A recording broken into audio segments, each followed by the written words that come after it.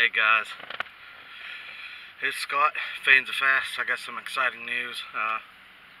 Some of you might have been following the Facebook page there, and I got a particular item coming on the way that, well, it's arrived.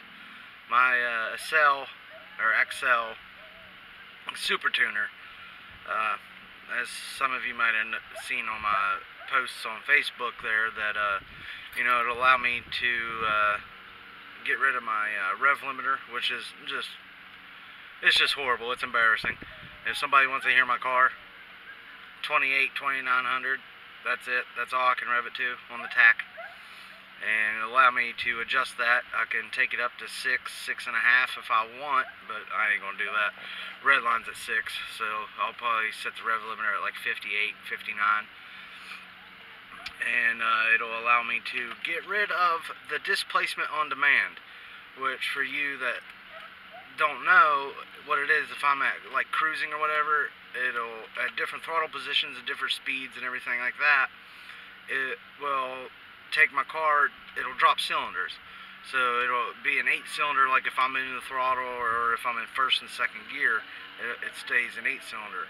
But if I'm on the interstate with the cruise control set at 70, cuts it down to a 4-cylinder. And when I'm just driving like from here to the neighboring town, to the store, whatever, to get milk or whatever, with my car having an exhaust on it, it makes it sound absolutely horrible. When it goes from 8-cylinder to 6 to 4, it just makes my car sound like I'm dropping cylinders constantly. It sounds like I have a real bad ignition problem, but I don't. It's just the way the car is, and I've really been wanting to get rid of that, so the car just doesn't sound like it's running like absolute crap, when in fact it's not. It runs perfectly fine. It runs great. And it'll also allow me to remove my top speed limiter, which right now is set at 144. That's as fast as it'll let me drive the car, and have proof of that on my GPS. 144 is as fast as I can go, and I even tried it one time going downhill. 144, that's it. It won't even bump up to 145. And it'll allow me to adjust my shift points 1 to 2, 2 to 3, and 3 to 4. I can loosen it up, for just cruising, or I can tighten it up, if I take it down to the drag strip or anything like that. But I don't see me making that trip all the way to Bristol anytime soon. But I actually am going to Tennessee here in a few weeks, so who knows, maybe you'll get a video of the GXP down at the drag strip. And it just allows me to do a bunch of stuff. And there's also three preset tunes. An 87, which is, there's 4 preset tunes, because there's 2 87 tunes, which 87 octane. What it is for the 2 tunes for 87 octane is, one's for fuel efficiency, and the other is for performance, which from the booklet and the device, basically the 87 tune for performance, it just adjusts the throttle response. It really doesn't adjust any mapping or anything like that. Then there's a 91 tune, that's just performance, and then there's a 93 tune, which is what I'll be installing here in a moment. And that's supposedly up to 80 horsepower, but the website, I can't believe it's true, but we're going to find out. It says the range is 80 to 130 horsepower depending on the vehicle, and I would assume that I would be on the lower end of that, but it's hard to tell. I don't know much about the W body cars. There's not much information on the LS4 engine as far as like modding and stuff like that. The only thing I know is like the factory horsepower is 305 at the crank, and that's because it could make more from the factory without modification in a way, because the factory intake is really restricting. It's just choked down, and I think it's an LS2 intake that I can swap onto here, and it really opens everything up to give me the 400 that would be factory from an LS2. It has an LS2 throttle body on it, and most of the engine is LS2, except the LS4. It comes factory, like all the LS's, all aluminum, but it has the cathedral style heads on it, and that's just the shape of the heads for, you know, combustion and everything. It more efficient boom. And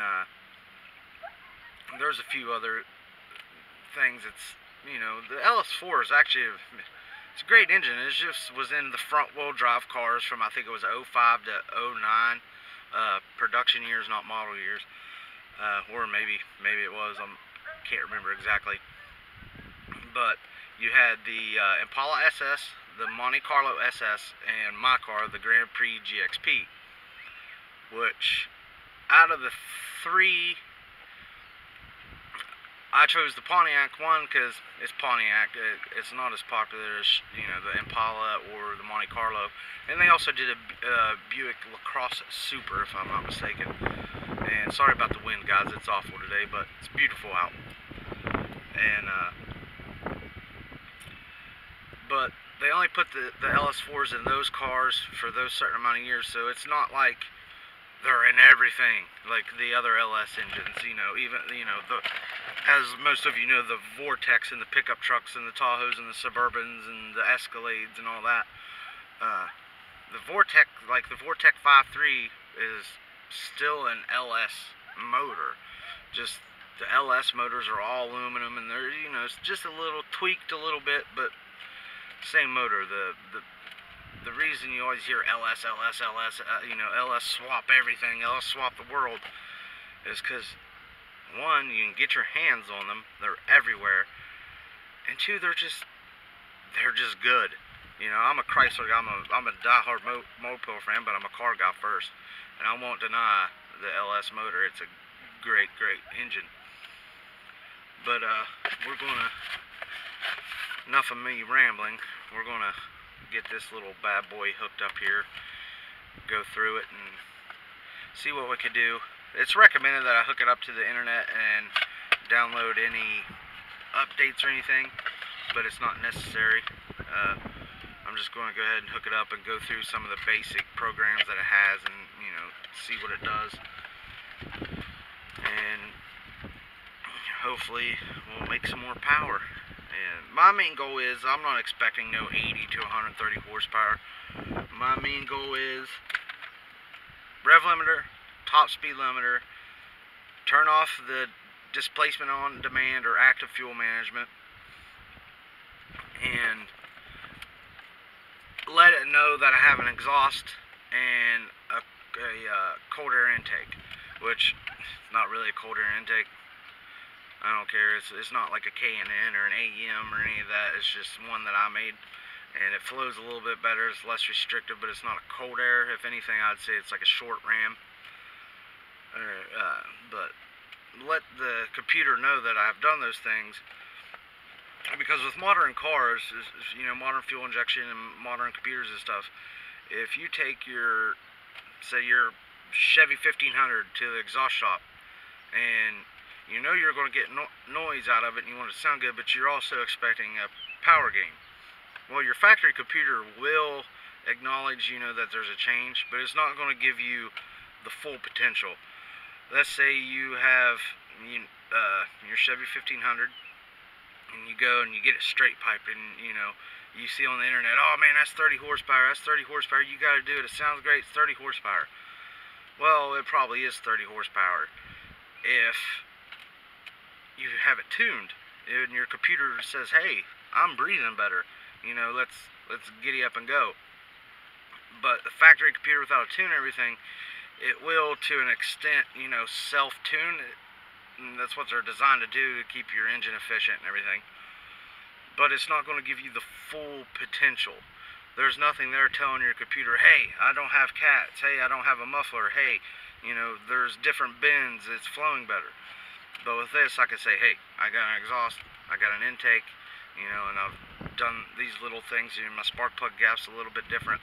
That way I get the full potential out of my modifications. Instead of 70% of my potential, I get the full 100%. Or let's just say 99.9. That's what everything else does, right? But we're going to get this thing hooked up here. It's a pretty nice little device. I honestly want to leave that little label on there just to protect my screen, but we'll see if I can see the device menu through it. But it just plugs into the OBD. And kind of read through the instructions there while I was sitting on the toilet this morning. Hey man, car guys, right? We don't need a newspaper unless we're reading the classifieds looking for something good while we're on the toilet. But in my case today, it was the Super Tuner user manual. Alright, we're plugged in there. There she goes. She's coming on. I guess I'll go ahead and take this off. Things I do for the channel, man. Alright, we'll see what she says here. Tune. Press OK to select. Scan, which I can scan, you know, my trouble codes and stuff like that. Info. And then let's see, we got tune. Let's go ahead and tune. Turn ignition on. Do not start engine. Okay, I'll wait for my factory computer to stop beeping there. Okay. Yeah, those beeps you hear there is for where I have the fuse plugged for my traction control and stability control and stuff. I can turn it off, but it's not off when I turn it off, so I pull the fuse and stuff for it, so it's off. Okay, yes, I know. Service brake system, service traction control, service stability control, door jar. I did read in the manual to make sure my doors are closed and everything like that. Okay, engines, press OK when completed. Loading your vehicle application, it says. If it'll focus in on that, probably not. Please wait. Now it did say, since I didn't update this device through the computer and stuff like that through the internet, that it could take quite a while. So might see a time lapse. Hey, it's reading engine. It's going rather, there we go. See, it's running through my DIC, the driver interface computer. It's downloading my stock tune. Establishing communications with vehicle. Please wait. And this thing's super light too. It's like, it weighs nothing. The cord weighs more than the entire device. Reading my transmission. And I haven't been able to find it anymore, but I've seen people talk on forums that there is also a TCM tuner for this car, but I really ain't too worried about it because the transmissions, these things are junk. Okay, select tuning, performance. 91 octane or higher fuel is required. I run 91 all the time. Well, 93 actually. But for some reason around here, the Sunoco is the closest to me. It's the only one that has 93. Everybody else is 91. Okay, I have 93 in her, so 91 should suffice if that's what it's for. Do you want to customize options? Press OK for yes. Rev limiter. Raised value. Let's see, rev limiter. Raised value. I guess it doesn't allow me to set the exact point, it just has a raised value. So hopefully the guys that put the tunes, the preset tunes into these says, hey, you know, let's take him right up to redline. I don't want to really go past redline, but hopefully they'll put me like at, redline's at $6 grand. Hopefully they'll put me at 6. Honestly, I would like 58 really. That way if I want to just pin on it, I can without worrying about, you know, blowing it up, floating anything. Speed limiter, raised value. Adjusting the speed limiter does not mean tires or vehicle are rated to operate at the set speed. Obey traffic laws and do not exceed appropriate operating conditions. Okay. Gear ratio, no. Tire size, no. Shift point 1 to 2. I I can, oh okay, it's got my stock value, or I can up it that says 0.5, 50 mile an hour, 1.1 mile per hour at 1,000 RPM, 1.5 mile per hour at 1,500, or 4 mile per hour, 4,000 RPM, and 5 mile per hour at 5,000. Okay, that really, man, that would be banging. I'll tell you what, until I'm comfortable and learn more about this thing, I'm just going to leave it at stock value. Fan temp, I do want to change, I want my fan to come on earlier. What's the, see, it don't tell me, like it has on here stock value, which I forget what my stock thermostat is. I think it's 192, which is kind of weird, but they have a 180, which I would like, and then they have the Excel value, which is their preset, and I don't know what theirs would be. We'll just go with the 180. I can, my idle park RPM, I'll just leave that stock, and then I have an idle drive RPM, I'll just leave that stock. Continue. Please wait. Building tune. Please wait.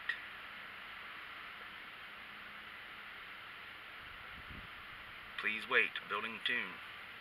Wow, are we really at 16 minutes already? Holy moly. Install the performance file. Yes. I have to be doing a little editing on this video. Hope y'all don't mind while I have a smoke. Yes, I know it's a horrible habit. There it is. It's communicating with the car.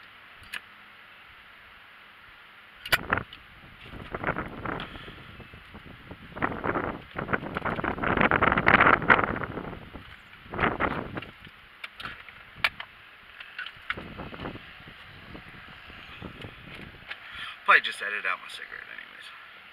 100%. Man, this thing is moving quick.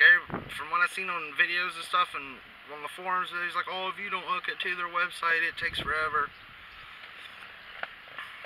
But it might be because they're, you know, tuning newer vehicles instead of an 06.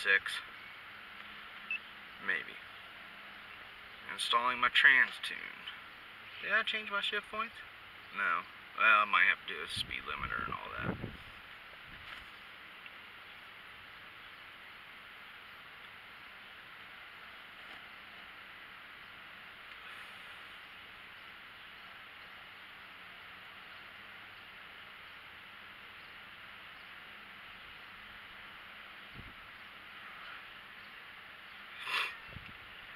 Resetting the vehicle. Turn ignition off. Press OK when completed. Please wait.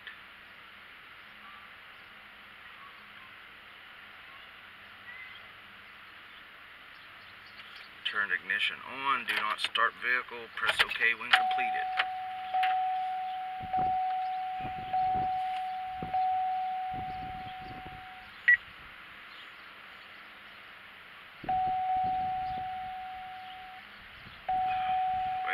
Yes, I know.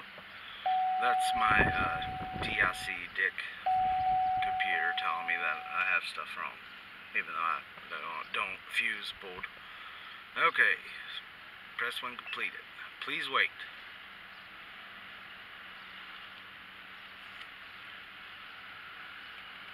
Turn ignition off.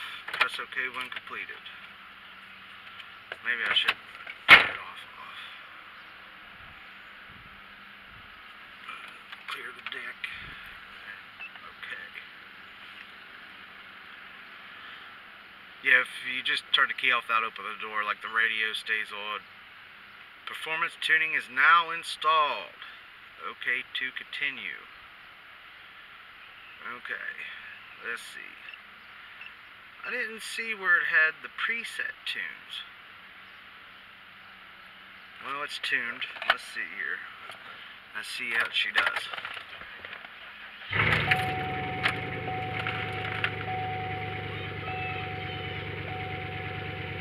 Seems to be idling okay. Let's see here. Yeah, see, there's where I was telling you my computer tells me everything.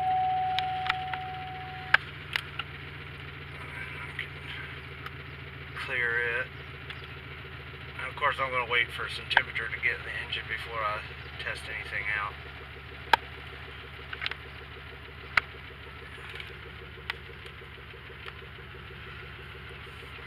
I'll show you what the computer, my factory computer has on it. It's all right. I mean, it's nothing super special, but it's pretty neat here. Let's see. Let's zoom in on her a little bit. I got my battery voltage, engine hours, and then there's a cool thing is my G meter, but it only reads your G's like when you're stopped and in park. And then once you turn the car off back on, it automatically resets itself, so it doesn't actually like permanently log anything. My oil life, then my transmission temp. I always keep it on transmission temp because this car, the transmission runs notoriously hot. But yeah, that's it. I want to go ahead and cut this off here, and then once it gets some heat in it, we'll take it for a drive.